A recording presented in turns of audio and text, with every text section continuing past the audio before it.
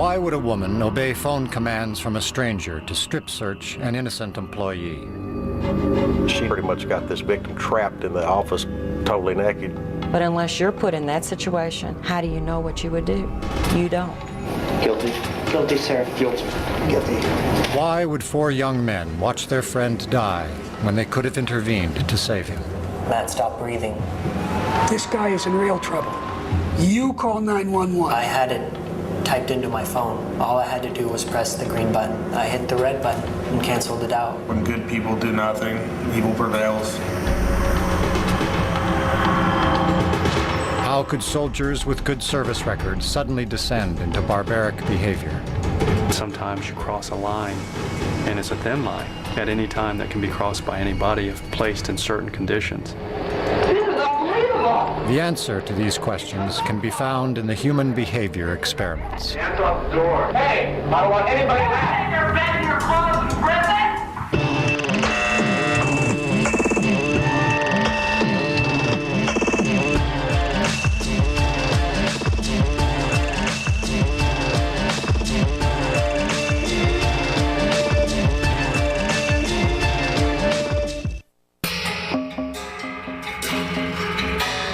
In 1962, Stanley Milgram shocked the world with his study on obedience. To test his theories, he invented an electronic box that would become a window into human cruelty. In ascending order, a row of buttons marked the amount of voltage one person would inflict upon another. Milgram's original motive for the experiment was to understand the unthinkable. How the German people could permit the extermination of the Jews. When I learn of incidents such as the massacre of millions of men, women, and children perpetrated by the Nazis in World War II, how is it possible, I ask myself, that ordinary people, who are courteous and decent in everyday life, can act callously, inhumanely, without any limitations of conscience? These are questions that concern me. It is May 1962. An experiment is being conducted in the Elegant Interaction Laboratory at Yale University. Psychologists have developed several theories to explain how people learn. One theory is that people learn things correctly whenever they get punished. What inspired Milgram, I would say there were a number of factors. One of them is he was very ambitious. He wanted to make a mark in social psychology. And he wanted, as he wrote to one friend, he wanted to come up with the boldest experiment that he could think of. Teacher, would you take the test and be seated in front of the shock generator, please, in the next room? Milgram's experiment was rigged. The so-called learner was part of the experiment. The real subject was the teacher. Shock of 75 volts. Now, as teacher, you were seated in front of this impressive-looking instrument, the shock generator.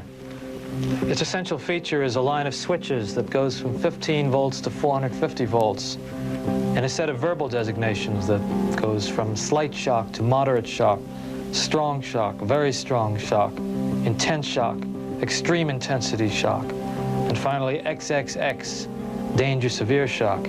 Now the question is, how far will you proceed on the generator before you turn to the experimenter and refuse to go any further? Incorrect. You'll now get a shock of 105 volts.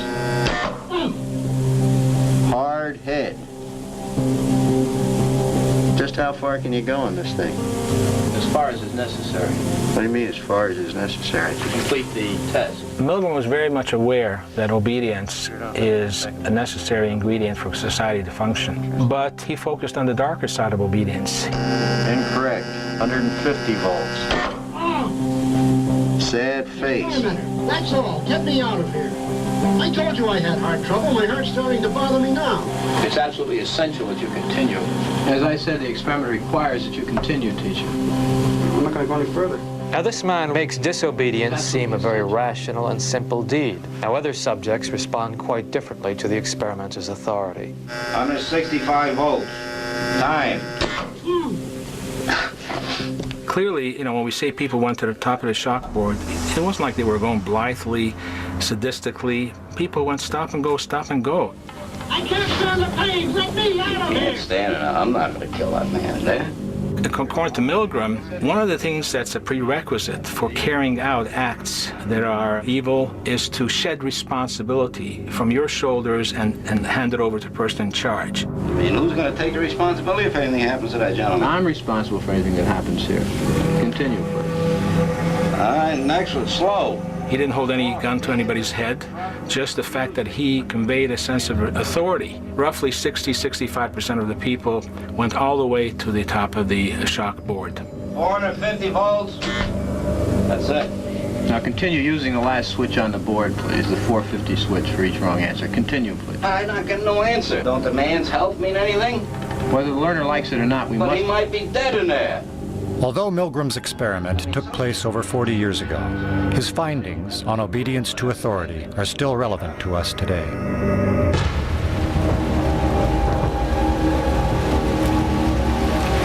A series of strange events recently confirmed Milgram's theories about obedience. Targeting fast food restaurants across the country, a con man telephoned restaurant managers and convinced them to strip search and sometimes sexually abuse their employees. The mystery is not in the con man, but in the victims. Why would they obey? This person was so convincing, people saw him as a legitimate authority. I think we have probably the closest thing that we have to a Milgram experiment today in these strip searches. The most famous of these incidents took place at a McDonald's in Mount Washington, Kentucky. There was a videotape security camera had filmed. We didn't hear what the instructions were, but due to the actions that were had taken place, what the victim was doing in the video and stuff, it was pretty evident what each instruction was. An anonymous caller pretending to be a police officer told the assistant manager that an employee had stolen some money. He said, "I'm Officer Scott," and he said, "I'm with the police department. I'm investigating a complaint." It went directly from a theft into a drug thing. So I was asked to search her clothing. You know, he would tell me, take her shoes, click them, take her shirt, shake it out.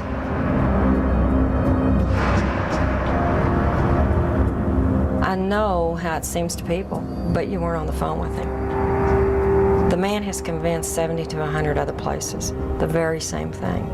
He's very good at what he does. Very good.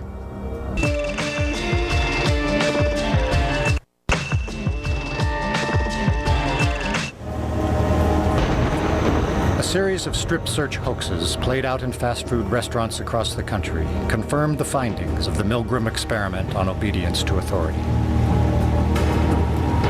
He sounded like a police officer. And I'm thinking, okay, you know, I'm doing what I'm supposed to do. He was getting some kind of satisfaction by being an authoritative figure and telling people what to do, and then realizing by the phone conversation that they were actually doing what he said. He's telling me that I needed to get someone to sit with her while he goes and gets somebody to come in to pick her up.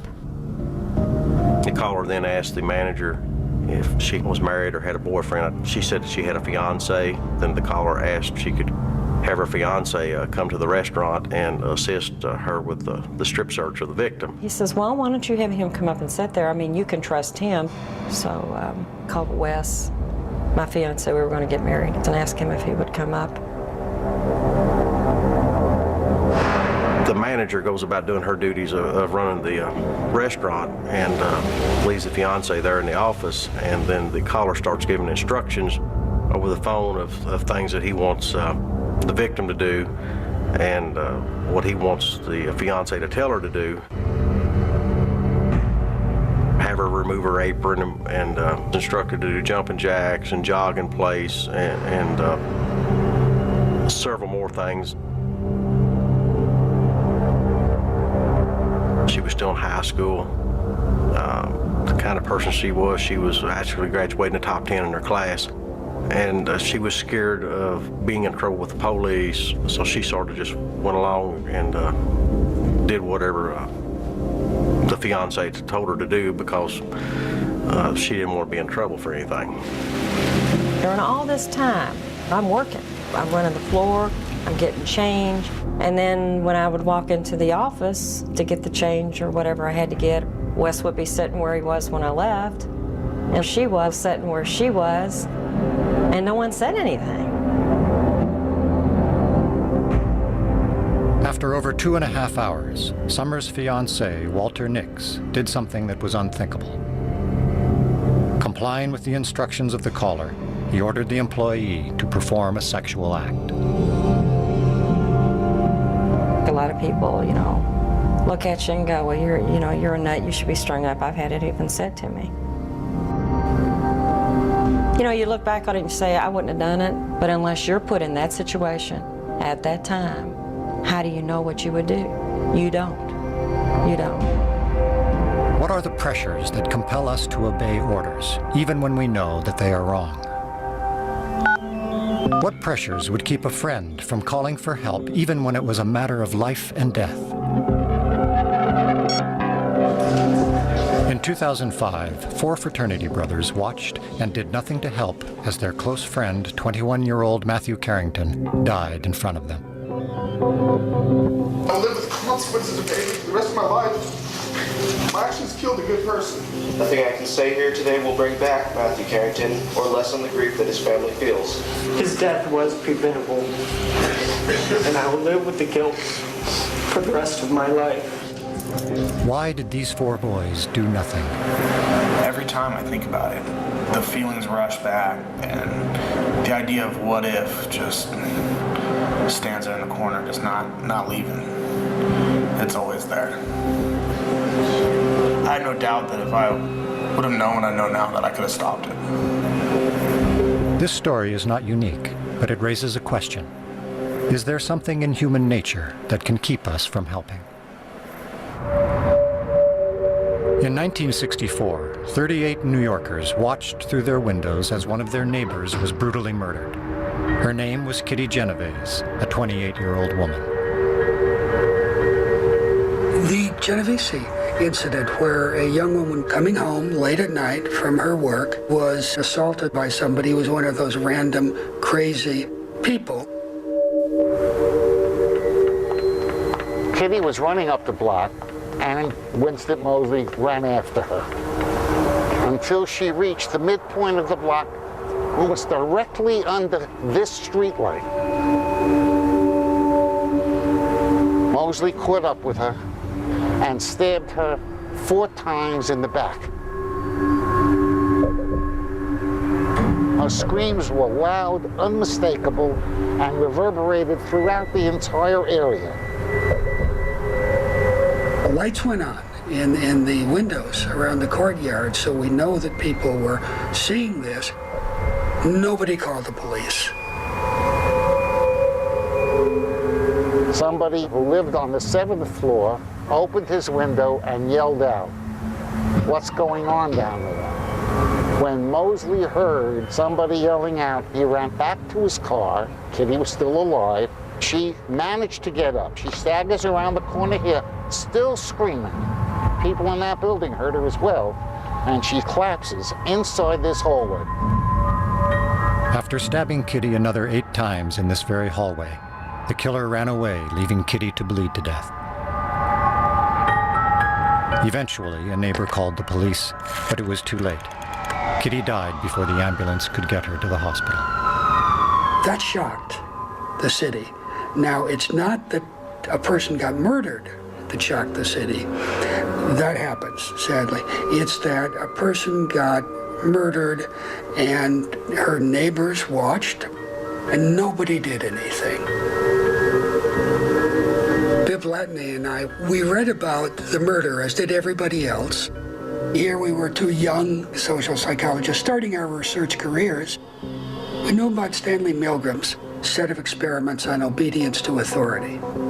And we started to think about, in an offhand way, what could have produced the Genovese effect. Perhaps Kitty Genovese might have been alive today if fewer people had seen her. There were perhaps 38 people who could have responded, but each were looking to see what these other people were doing. First of all, I would like to thank the 2 of you for being here today to help out in this study. To test their theory, Darley and Latney conducted an experiment.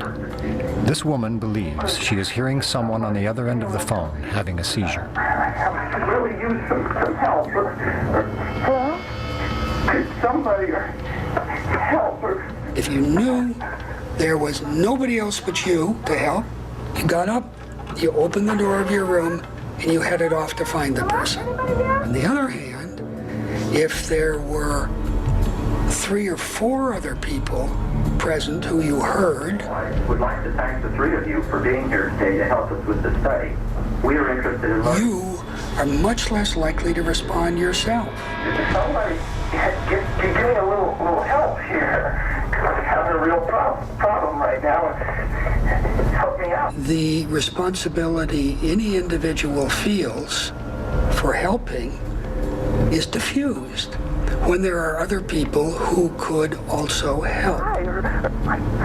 So what can we say back to the bystanders in the Genovese situation? The first thing we can say, I think, is they got a bum rap. They were reacting the way that you or me might react in those situations. There have been many incidents like the Genovese incident since then. And there have been many incidents in which people who could help don't help.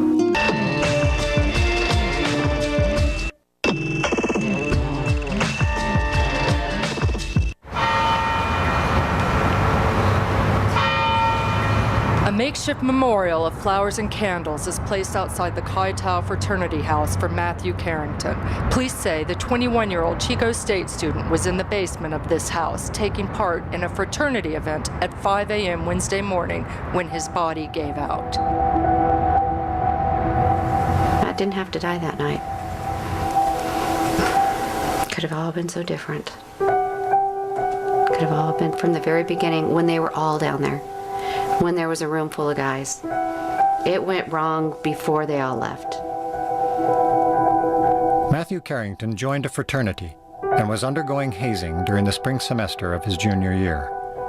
Pledge class 2004. Cal Poly San Luis Obispo. And these are our little pledge brothers right here. He wanted to join because he would get to meet people. He's kind of shy, you know, networking and such when you're older. I mean, you've got brothers and houses in every college all over the country, so. They did some pretty silly things, more embarrassing than causing anybody any harm. Like wearing a miniskirt out in the intersection or switching your t-shirt with a homeless guy and putting his shirt on. But it was nothing that was gonna get anybody hurt. Oh, isn't that sweet? How did these seemingly harmless pranks escalate to the point where Matthew died? Basically, it was the 3rd night, what the fraternity called Inspiration Week, what the pledges call Hell Week. The pledges, Mike and Matt, were brought into the basement, and the first thing they did was to undergo some grueling physical calisthenics. The young men were then given a 5-gallon water jug, which in itself weighed about 42 pounds, and were told to stand up on a narrow bench, stand on 1 foot, and to drink as much as they possibly could. Matthew at some point became nauseated, vomited, became increasingly confused. The kidneys can only handle so much water, and indeed you can poison yourself. When you're drinking water and you're acting drunk, okay, something's not right. You know? When you're slurring your words, when you're, you know, you can't manipulate things like you normally, something's wrong. Gabriel Mastretti and J.P. Fickus came in at some point and they were both intoxicated. Mastretti was excessively intoxicated and they basically took over. Actually, to tell you the truth, I don't remember most of it. Unfortunately, I was pretty intoxicated when it happened. I remember making him do push-ups. I don't remember why. Matt was at a point where he couldn't do any more push-ups. He just all of a sudden dropped, and it just seemed like his whole body just tensed up. You've got, well, at this point, 4 boys down there. It just makes me sick that they didn't think. They didn't think something's wrong. So why can't someone say stop? What could happen is if one person says, this guy is in real trouble, you call 911, you do this, you do that. Everybody will buy that definition, will start to react, will be helpful. The thing is balanced on a knife edge, but sometimes it falls and nothing happens. His hips moved a little bit and he just seized up. And Mike said, oh my God, I think he bit his tongue. And then he said, somebody needs to call an ambulance. I remember thinking, no, he's sleeping. The snoring was certainly not sleeping. It would have been a result of water intoxication and a pulmonary edema, which is basically the lungs filling with fluid. Approximately an hour after he had been left to sleep it off, he was not breathing. They do nothing for an hour while they have him lay there. Then they realize he's not breathing. Then all of a sudden it's like, call 911. Well, God, at this point they do, but at this point now, it's too late. Matthew was pronounced dead approximately 27 minutes after arrival in the emergency department. When we got there, they took me and Debbie in the back, and we were still hoping that when they pulled that sheet over his head, it was going to be another kid, not yours. Just as bad as that sounds, there was just a chance it wasn't our son. And as soon as they pulled the sheet up and you seen his hairdo, you knew it was him. And she's screaming, no, not Matt, not Matt.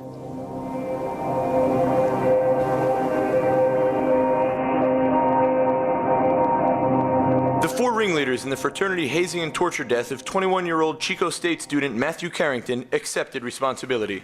All four, some through tears, pleading guilty. Guilty. Guilty, sir. Guilty. Guilty.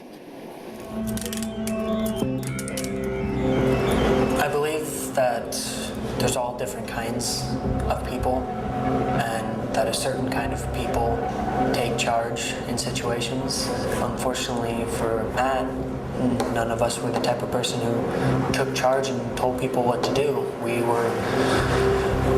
just found ourselves looking at each other, waiting for someone to step up, and nobody did.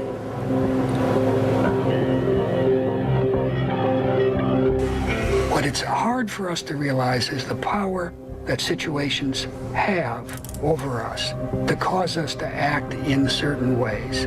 It was not the case that they had been horrible moral failures. It's the case that they're like the rest of us, caught up in situations, influenced by the situations, reacting.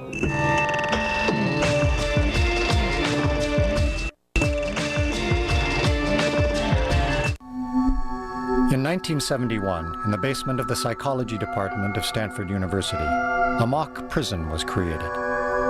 It rivaled all social psychology experiments in controversy.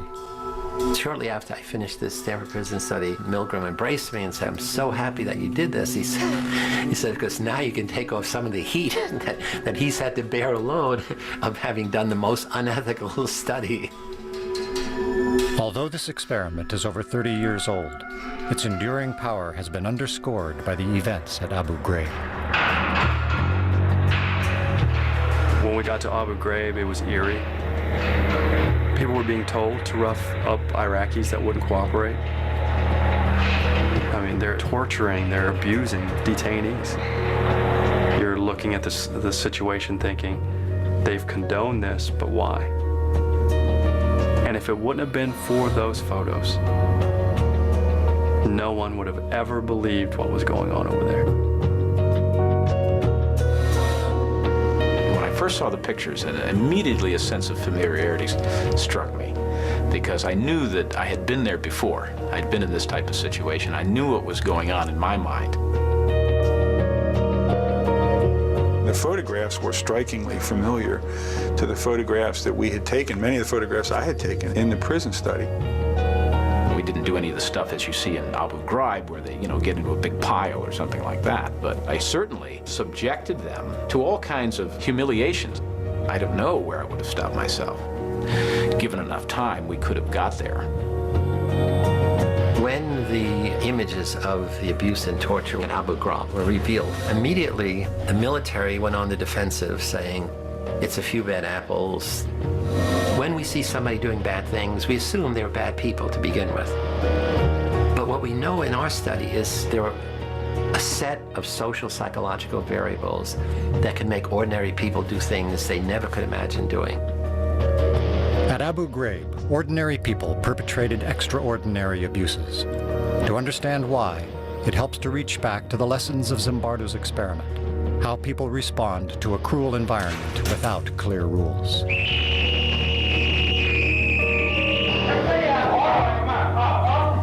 I think he and everybody else who came down into that situation got caught up into that situation. And the sense that this was an experiment, that began to fade away.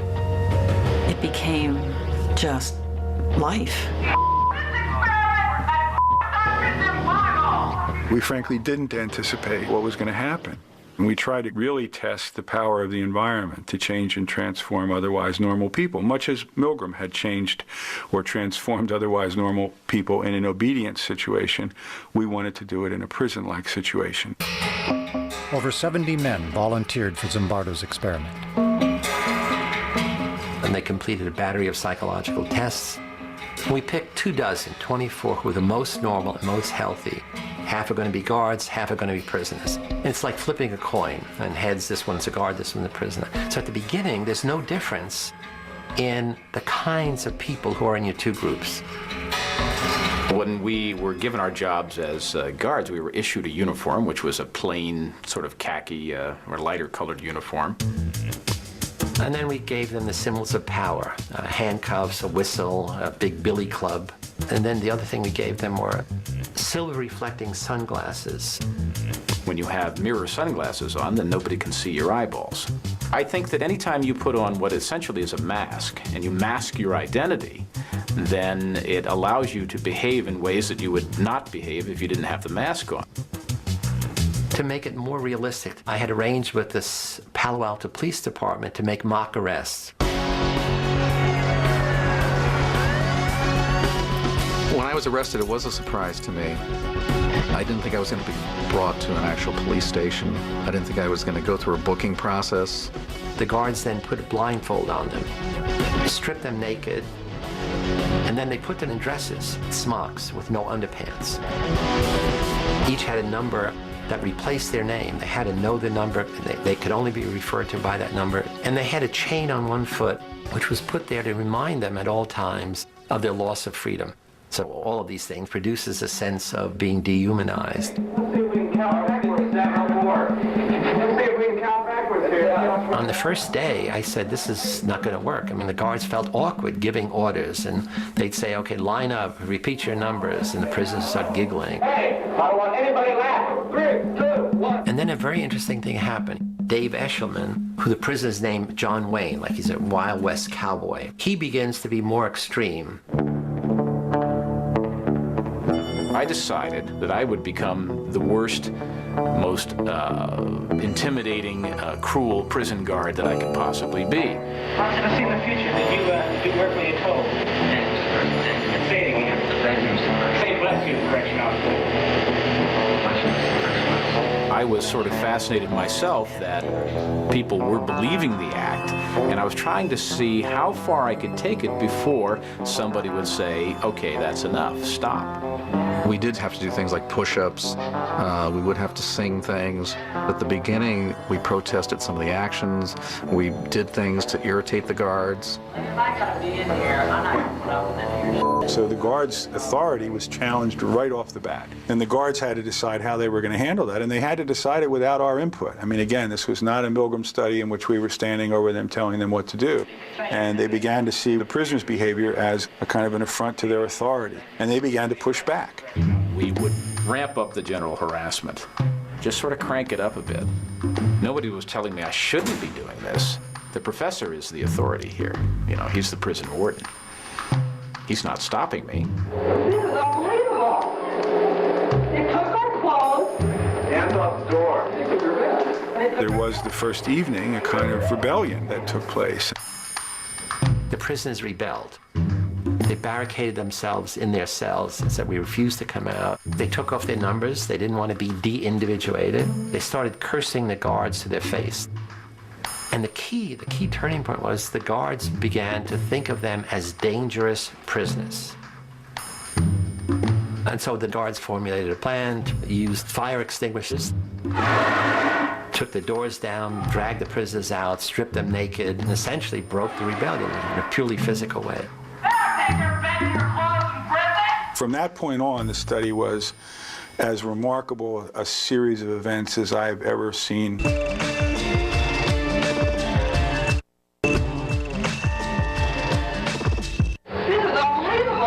On the second day of Zimbardo's Stanford prison experiment, the guards quashed the prisoner rebellion.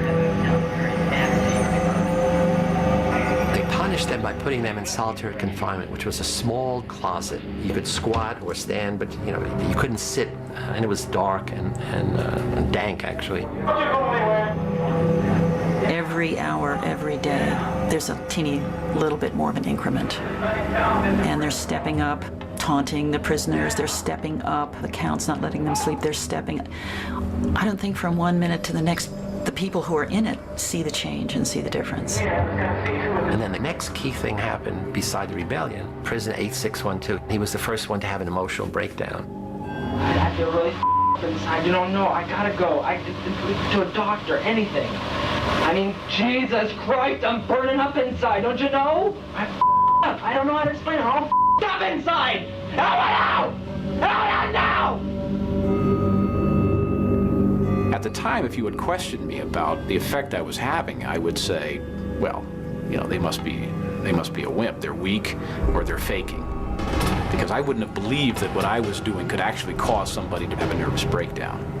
It was just us sort of getting our jollies with it. Let's be like puppeteers here. Let's make these people do things. What if I told you to get down on that floor? What would you do then? The guards now began to escalate their use of power. Some of them had prisoners clean out toilet bowls with their bare hands. They now taunt, humiliate, degrade the prisoners in front of each other, and they exert arbitrary control over the prisoners. They keep thinking of more and more unusual things to do, and very soon after the fourth day, things begin to turn sexual. You be the bride of Frankenstein, and you be Frankenstein. I want you to walk over here like Frankenstein and say that you love true man. If you want to fully sort of humiliate somebody, then you want to get them in those things where their biggest fears are. And a lot of us have a lot of sexual hang-ups, and so that was part of that effort to humiliate them even further. Get up, brother. I love you, true man. I love you, true man. You're smiling, true man. You get down here and do 10 push-ups. Every day after that, another prisoner broke down in a similar way. Extreme stress reaction. We released another one on Tuesday, Wednesday, Thursday.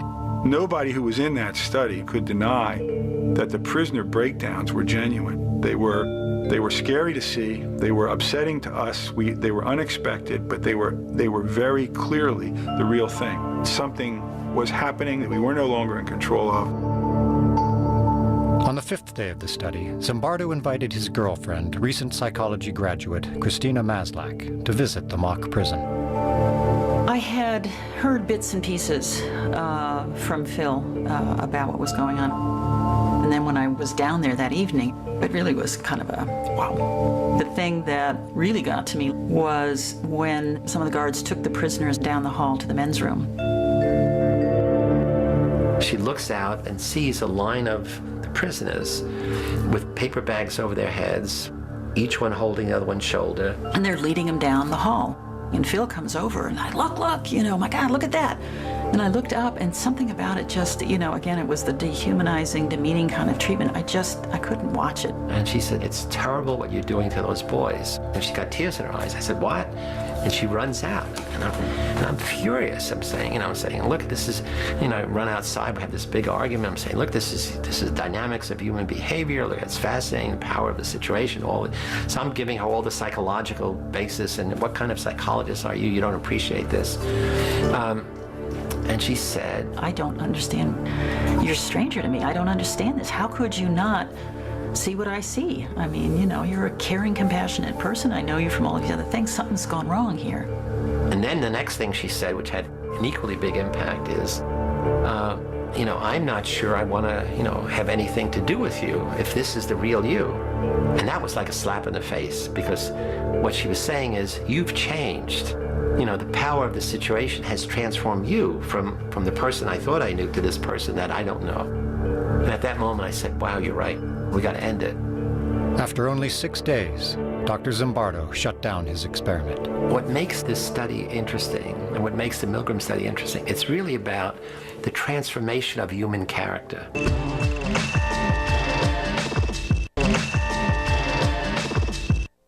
Zimbardo decided to cut short his experiment due to the growing hostility of many of the guards. People can be seduced into doing things they never thought they could.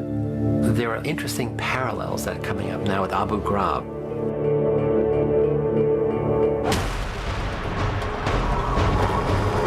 At Abu Ghraib, standard operating procedures were changed.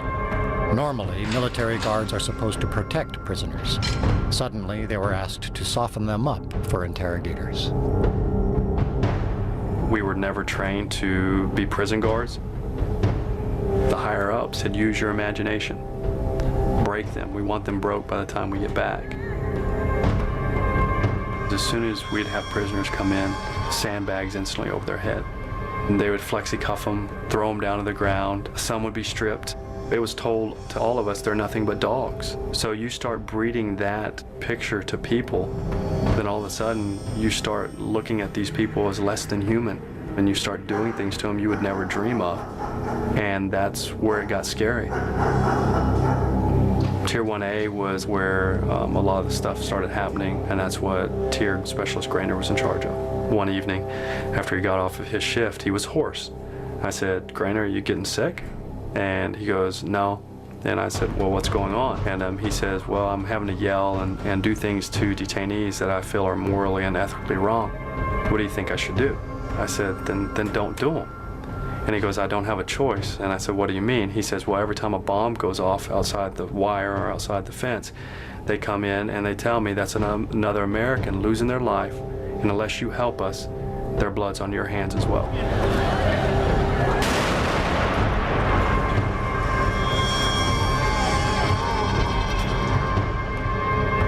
So early on in October, what I saw whenever I walked up to the tier was 2 soldiers that I had no idea who they were. They had 2 naked detainees handcuffed to prison cells.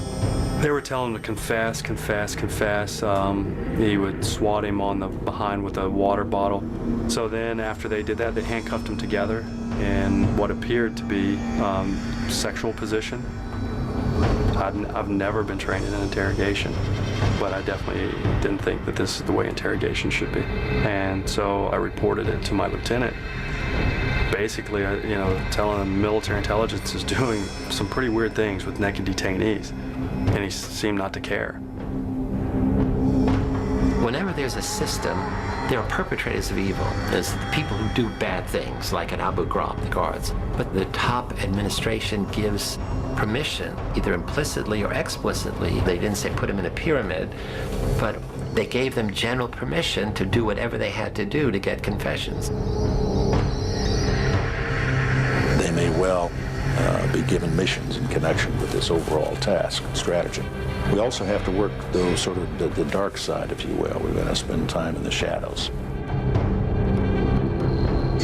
I can't think of a worse thing for somebody who is in charge of an environment like that, or in charge of people who work in an environment like that, to say, it's time to take the gloves off and go to the dark side. Those kinds of institutional environments create pressures on people to head to the dark side anyway. I mean, we learned this in the prison study. Those environments elicit the worst from good people.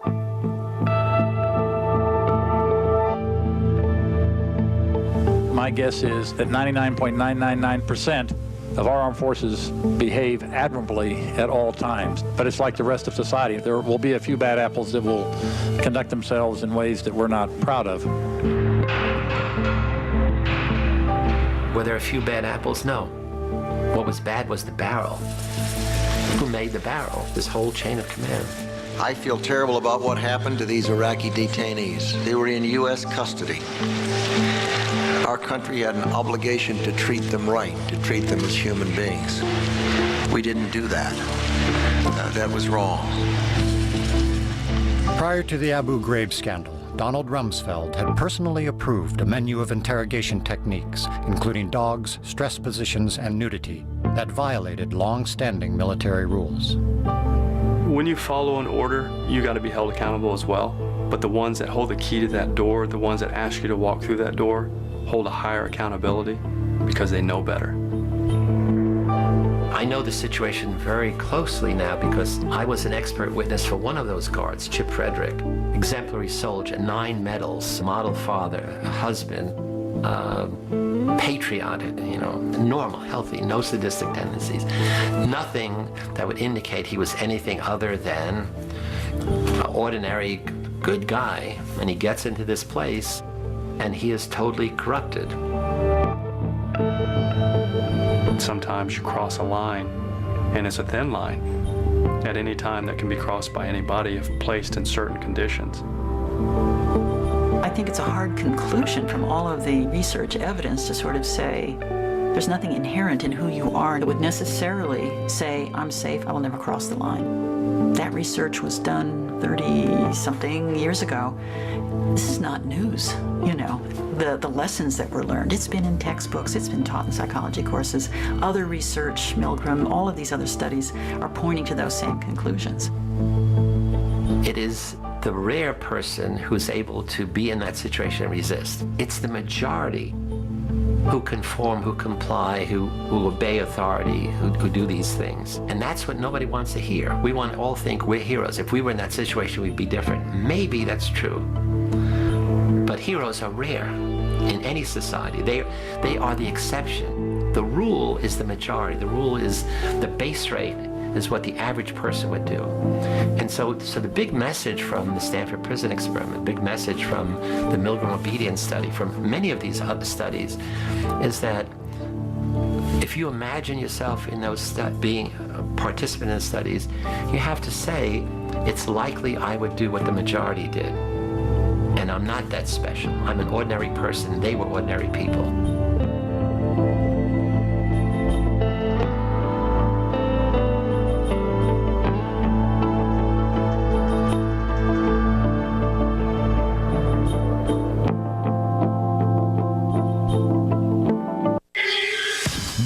There's trouble in Tinseltown. We're talking about a very, very sick boy. An up-close look at the stars who are so good at being bad. He just went crazy. Hollywood Justice, coming up next, right here on Court TV. Seriously entertaining. The next generation of crime solving is here. With all these new, incredibly sophisticated techniques, it's always possible to find somebody. Every Friday, it's 2 full hours of forensics. Forensic Fridays, tomorrow, beginning at 9 on Court TV.